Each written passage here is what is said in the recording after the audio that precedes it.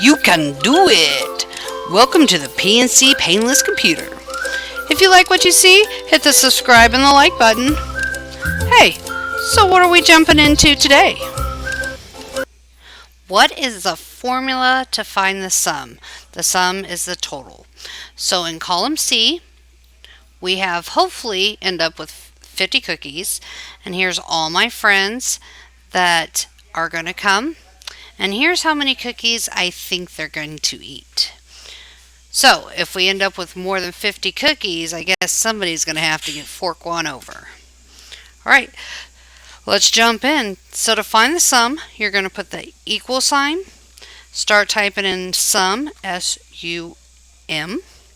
Then you're going to have your parenthesis, and then you're going to want column D. So this is column D, and you can see D right here. So put in a D.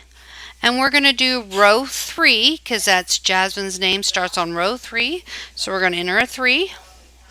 Then you're going to put your colon, which is the 2 dots on top of each other. And then we're still in column D, so you're going to add column D.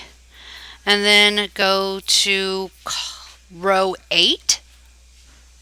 And then end with your parentheses.